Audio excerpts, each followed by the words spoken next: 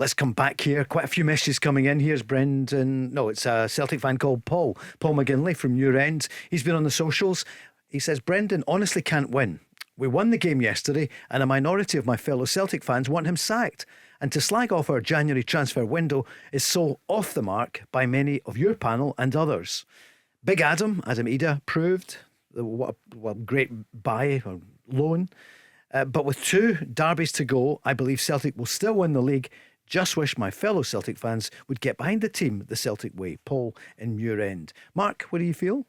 I mean, I'd be surprised if there's a lot of Celtic fans want Brendan Rodgers sacked. I mean, I've defended him when Celtic have hit difficult times and not won the games that they should have won this season. But I don't believe the manager's the main problem at the club, Paul. I believe it's the strategies, the policies, some other people at the club that are a bigger problem than Brendan Rodgers. So no, I would always stick by Brendan Rodgers. I think he's the best manager that they can get.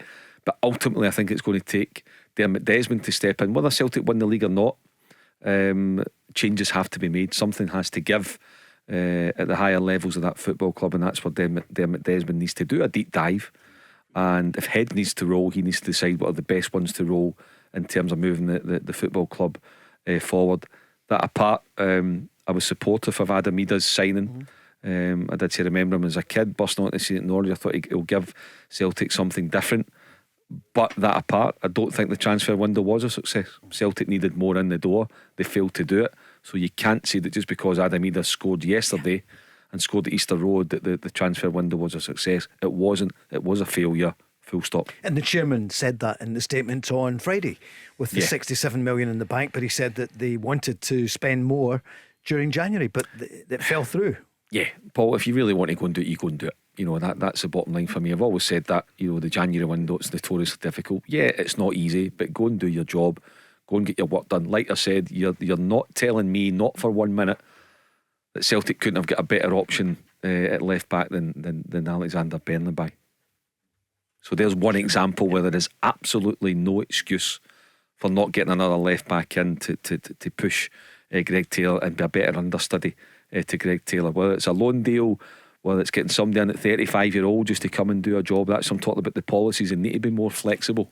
You can't just get everybody in the door that's 24 and has got a sell-on value. Sometimes you need to just think about the here and now and the immediate future. So you've got to be more flexible. Otherwise, you're not going to be successful.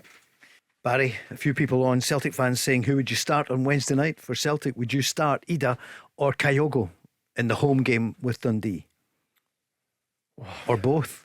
Yeah. Well, I think you've got to start Ida. Simple fact, you'll be high in confidence after getting a double. He certainly changed the game for Celtic. There's no doubt about that. So, yeah, I would probably go for Ida up top. Mark? Yeah, I think you've got to start with Ida. Again, just looking at or listening to the comments from Brendan Rodgers, it's almost as if his patience has snapped a bit with Kyogo. I'm not too sure what's going on, but certainly sometimes I think that Celtic, they want to try and walk the ball into the net, whereas you look at yesterday, early delivery from Greg Taylor, Ida's there.